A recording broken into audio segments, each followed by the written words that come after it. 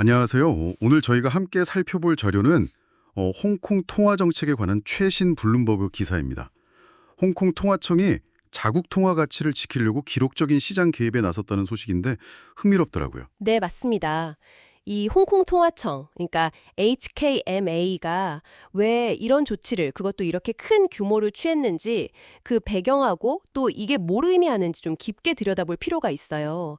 이게 사실 요즘 세계 경제 돌아가는 거랑 맞물려 있거든요. 그렇죠. 그래서 이번 시간에는 이 기사를 보면서 홍콩 달러 페그제라는 게 정확히 뭔지, 또 왜 하필 지금 이런 개입이 필요했는지, 그리고 이게 홍콩 경제나 금융시장에는 어떤 영향을 줄지 그 핵심을 좀 명확하게 짚어보는 걸 목표로 하죠.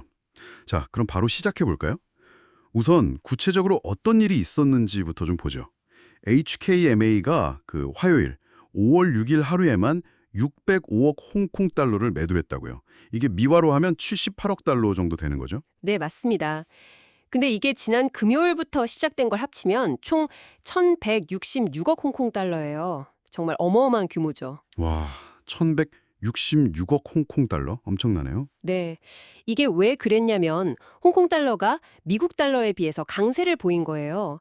그래서 그 정해진 환율 밴드가 있잖아요. 네, 1달러당 7.75에서 7.85 홍콩 달러. 그렇죠. 그 밴드의 상단, 그러니까 강세 쪽 방어선인 7.75 홍콩 달러에 거의 다 다가선 거죠. 그래서 HKMA가 이 선을 넘지 못하게, 그러니까 홍콩 달러가 너무 강해지는 걸 막으려고 시장이 개입해서 홍콩 달러를 판 겁니다. 미국 달러를 사들이면서요. 아, 강세 방어선 개입. 이게 2020년 이후로는 처음이라고 하던데요. 네, 그렇습니다. 2022년이랑 2023년에는 오히려 반대였어요. 그때는 약세 방어선 7.85를 지키려고 개입했었거든요. 상황이 완전히 역전됐군요. 그럼 왜 지금 이렇게 홍콩 달러가 강세를 보이는 건가요? 가장 큰 이유는 역시 최근 미국 달러가 약세를 보이고 있다는 점이에요. 그 미중 무역 협상이 잘 될 거라는 기대감도 좀 있었고, 또 그동안 계속 나왔던 얘기 있잖아요. 미국 경제만 좋다. 이른바 미국 예외주의. 네네, 미국 예배주의. 거기에 대한 의구심이 좀 커지면서 달러 가치가 전반적으로 내려갔어요. 그러다 보니까 아시아 통화들이 상대적으로 강세를 보인 거죠. 아, 달러 약세가 배경이군요. 근데 홍콩 자체적인 요인도 있다면서요. 네, 그것도 중요합니다. 특히 중국 본토 자금이 계속 홍콩 증시로 들어오고 있고요. 그리고 곧 있을 대형 RPO, 그 CATL이라고 배터리 회사죠. 네, 컨템퍼러리 엠페렉스 테크놀로지. 맞아요. 그 기업 공개 앞두고 청약 자금 수요가 몰린 것도 있고, 또 중국 기업들이 배당금을 지급하는 시즌이라서 위안화를 홍콩 달러로 바꾸려는 수요, 이런 것들이 막 겹쳤어요. 아, 여러 요인이 복합적으로 작용했군요. 본토 자금 유입에 IPO 기대감, 배당 시즌까지. 그렇죠. 그래서 홍콩 달러 자체에 대한 수요가 확 늘어난 겁니다. 그렇군요. 그럼 이런 개입이 시장에는 구체적으로 어떤 영향을 주고 있나요? 금리라든가? 네, HKMA가 이렇게 홍콩 달러를 팔면요. 시중에 홍콩 달러 유동성이 많아지잖아요. 네, 돈이 풀리는 거니까요. 맞아요. 그럼 자연스럽게 단기 금리는 내려가게 됩니다.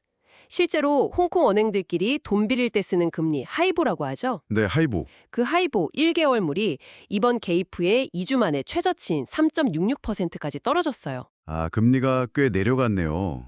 그럼 이렇게 차입 비용이 낮아지면 이게 뭐랄까? 미국 관세 같은 외부 충격에 좀 취약할 수 있는 홍콩 경제에는 어느 정도 도움이 될 수도 있겠는데요? 완충작용 같은 거요? 네, 그런 긍정적인 효과를 기대해 볼 수 있죠. 그리고 또 하나 중요한 게 이번 개입으로 은행 시스템 내 유동성을 보여주는 지표가 있어요. 총 결제 잔고, aggregate balance라는 건데, 총 결제 잔고. 은행들이 HKMA에 맡겨둔 돈 말씀이시죠? 네, 맞습니다. 그 잔고가 다시 늘어나거든요. 이건 나중에 혹시라도 반대로 홍콩 달러가 약세로 돌아설 때 그걸 방어할 수 있는 뭐랄까 실탄을 미리 확보해 두는 의미도 있어요. 아, 미래를 예비하는 측면도 있군요. 그렇죠. 그런데 또 다른 시각도 있어요. 52C 같은 데서 분석한 걸 보면 달러가 약세를 보일 때는 이 페그제 때문에 홍콩 달러가 다른 통화들에 비해서 상대적으로 덜 오를 수 있다. 이런 지적도 있고요. 그리고 아시아 전체로 보면 통화 강세가 수입 물가에는 좋지만 수출 기업들한테는 좀 부담이 되잖아요. 네, 그렇죠. 가격 경쟁력 문제가 있으니까. 맞아요. 그런 딜레마가 있는 거죠. 실제로 대만 중앙은행도 최근에 시장 개입 가능성을 좀 내비치기도 했고요. 그렇군요. 이게 참 간단한 문제가 아니네요. 역사적으로 보면 이 홍콩 페그제라는 게 1983년에 도입됐다고 하죠. 그때 중국 반환 협상 때문에 좀 불안정했으니까. 네, 맞습니다. 그때 불확실성을 줄이려고 도입했고 지금의 좁은 거래 밴드는 2005년에 설정됐죠. 결국 이런 금융 불안정성을 관리하는 게 페그제의 역할인데 지금도 그 역할을 하고 있는 셈이네요.